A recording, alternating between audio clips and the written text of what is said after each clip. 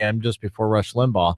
And also you can check out us on demand at KGAB.com. The webcam is on if you want to be a part of that. What is the webcam? All you have to do is go out to subscribe to our YouTube page, which is AM 650 KGAB.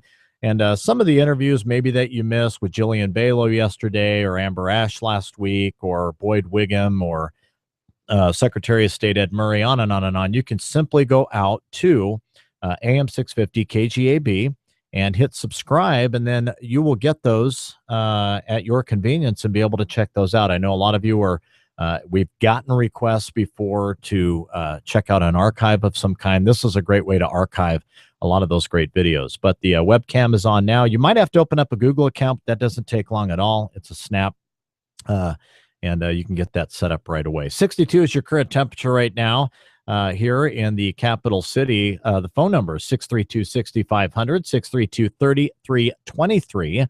If you would like to be on the program today. And, of course, one of the big hot topics was the trash fee that was being raised. 8% trash fee hike for 1 year.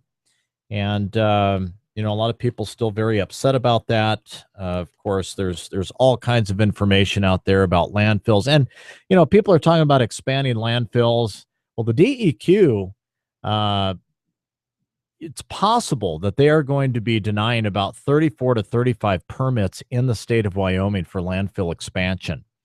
And so that is going to add another angle to it. And, of course, last night, City Council, where we thought we were going to get a 5%, nope, that was turned around, and they have increased that by 8%. Jimmy Valdez, Mike Luna, Annette Williams were the three that voted against the 8% hike. And I can appreciate Councilman Jimmy Valdez. He said, you know what, I came in here to vote for this 8% trash fee hike. He goes, after looking at the information and hearing the discussion and looking at it, he said, there's no way I can vote for that. Well, then what happened to Jim Brown and Mr. Cook and Mr. Johnson and Mr. Rennie, Dr. Rennie? They voted for it. At any rate, let's go to the phones. Good morning. It's your turn. Yeah, good morning. I don't live up in Cheyenne, and waste fee rate won't affect me in a way, but they said on the news it was $1.60 per month. I wish that somebody would, the increase would amount to that much. It was $1.75 for residential folks and about $6 for businesses a month. Okay. Well, anyway, you know, we have to haul our own waste away, and we have to pay for our own water and sewer and stuff. Mm-hmm. And it just really defies my imagination how the people in the city of Cheyenne are complaining over such a small raise. You know, we have raises that amount to that, more than that, all the time, you know, and increased fuel costs and all kinds of stuff. And if, in fact, the city council and the town are going to try to revitalize their own waste dump, then that takes, you know, a fair amount of money. Right, but where was the $1.5 million that was not going towards waste for the past umpteen years? That's the problem. Sure. They've had money. And to answer your question, and I'm not being contentious, I believe you were asking, this is part of the problem. You know, it was $1.5 million going into a general fund paying for other government projects other than sanitation. And with the resolution that they came up with, that cut out about $1 million there. So now they're working with $500,000. And the whole reason for that, sir, was to be able to have a 3 or anywhere from a 3 to 5% hike over the next 5 or 6 years. However, this would eliminate the 8% trash hike. Well, now they're coming up with all these other reasons why they got to have all this money. Well, why weren't they taking that $1 million and putting it towards that all along? And so the people feel like, hey, you're not being honest with us. We're getting raped of our money. Here we had two guys on the city council that spent a year worth of taxpayer money to do all the research on this and came up with a viable plan, only for this city council's majority to say, you know what, screw that. We're not going to do 5% as proposed. We're just going to do the 8% anyway. So sure, I can understand. Yeah, and I get your point too. I totally understand your point. But with these other triggers in there, there's a lot of questions. It's not just, it hasn't been a straight shooter for a long time, and I think that's part of the problem. But I don't know, if you can really take something that happened in the past that was maybe not handled correctly and address it in the rate hike currently. If in fact they do what they say on the news that they're going to do, it seems to me like maybe the people of Cheyenne are getting a bargain. But yeah, what they've done in the past, taking waste funds and using them. Like buying the Belvoir Ranch, buying the Ice and Event Center, putting up parking garages, and basically putting the town almost at a very big debt to where when Mayor Rick Kaysen took over after the Spiker administration, they had a lot of depleted funds, whereas Mayor Pano, had money in there. So administratively, there's some bad junk going on. It's been going on. But I appreciate your point. I think you're right. If it was just on the straight up and on the cusp, we could probably go with that. But because of some of these other variables going on, it's been a bit of a problem. Anyway, running a little bit late, but it's time for our top 5 at 7:45 this morning, brought to you today by First Education Federal Credit Union. Doug, I think you're going to like this one. It's nice to live in a community that not only has Air Force Base and other military, but one that holds a great history within its post walls. Now, the military, as we all know, has played a pivotal role of Cheyenne since its beginnings, since Fort D.A. Russell, David Allen Russell, was incorporated here to help really ward off Indians and Native Americans as they built the Transcontinental Railroad.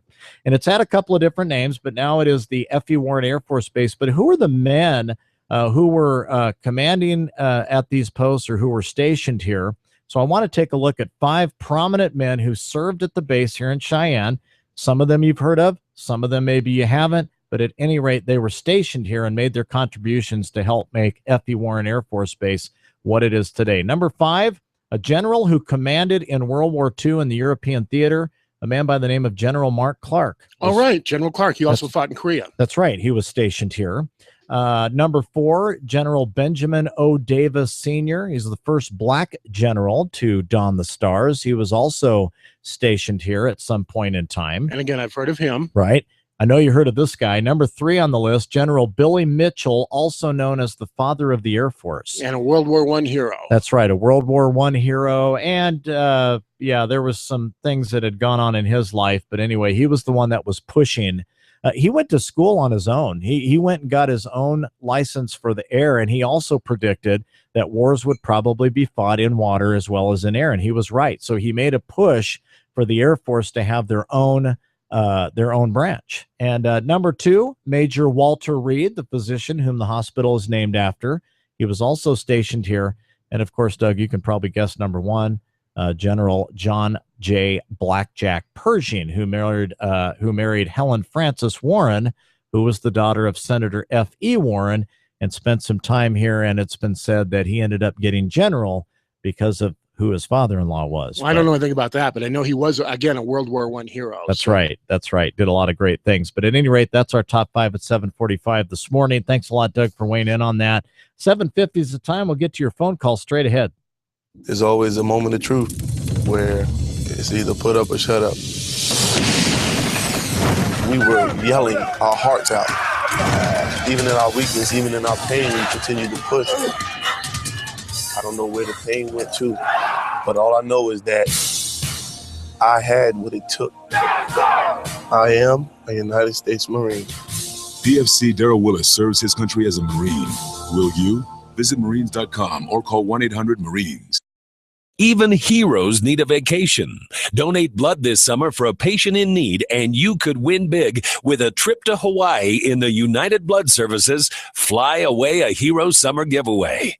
Patients right here in our community are depending on you to make sure blood is available, and to them, you are a hero. Donate blood now through September 11th for a chance to win a Hawaiian vacation. Must be 18 years or older to win. For an appointment, go to UnitedBloodServices.org. What in the world are you doing? I'm practicing my Irish step dance for this year's Cheyenne Celtic Festival. I look like a fool. Don't be jealous. Watch what I can do. Woohoo! Oh, Lord. Get your inner Irish on June 12th and 13th at the Depot Plaza, where you'll find Celtic music, kids activities, Irish step dancers, beer, and much more. For more information on the Cheyenne Celtic Musical Arts Festival, call 637-6200.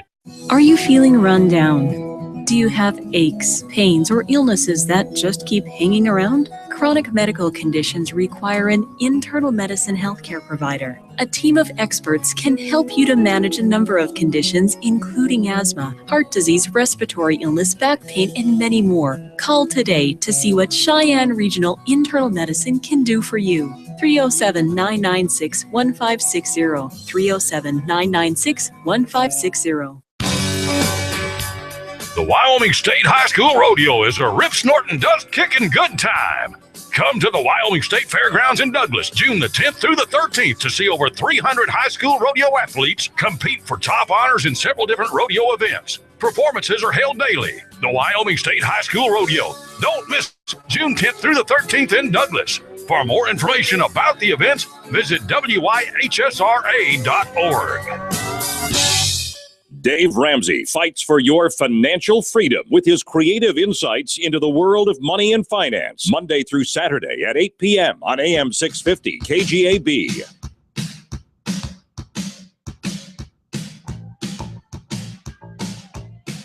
All right, 7:53 is the time, 66 here in the capital city. Wow, it is going to be a beautiful day today. Make sure that you are donning your headgear and your glasses and slap on some of that coconut butter-oiled suntan lotion.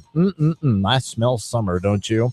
Phone number this morning, 632-6500, 632-3323, and the webcam is on. If you want to cruise on out to YouTube and be a part of the program, right to the phones as promised. Good morning. It's your turn. Good morning, Gary. Hi. Hey, I'd like to make a few comments on the meeting last night, if that's okay. Please do. You know, we were all at that meeting, and I think that the Tea Party and all of us made a pretty good show for the time that we had, and I guess basically the intelligence that you have to work with. We brought forth to the governing body the different things, the conflicts in what they were saying. And, you know, they just don't, the thing is, you know, they don't want to be called liars or thieves. And yet, you know, I have to say that I believe that that's a lot of what they're doing. The people out there, most of them believe that the sanitation department is needing the funds and that we're in a horrible pickle. What they don't know is that DEQ themselves, this is a fact, is going to cut, I believe, 32 landfills from the state of Wyoming.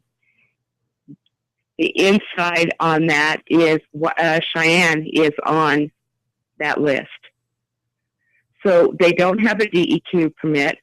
They don't even know if they can have a DEQ permit. Right. And but they're not telling us that.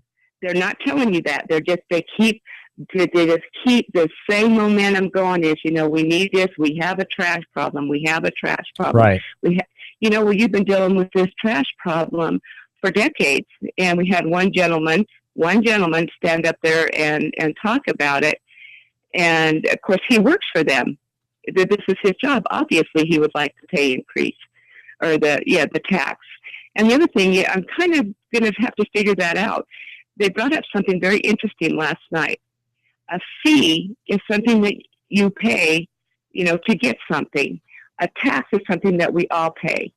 And because the sanitation department, when you live in town like that in the city, you have to pay it. It becomes a tax. Mm-hmm. And with a tax, when it becomes a tax, can you divert that money? So you can with fees. Fees you could take from the pot. And that's fine. Well, that's just like city. And I got to let you go. Thank you for the phone call. That's just like city council constitutionally could vote in a city administrator. Morally, they haven't been mandated to do that. And so here you go again. Again, government needs to be open with us. Now, whether they can or they can't, that's fine. But to get up there and say, well, we need the tax increase because we need to expand this and do that and do the other. So in people's minds say, oh, okay, it's justified. But for those that know they haven't been having that conversation, or they've been using $1.6 million to fund other government programs, I don't think they're so serious about that. Anyway, we'll talk about that later on. Rush Limbaugh Morning Update straight ahead. Dale Steenbergen at 8:10. Good morning.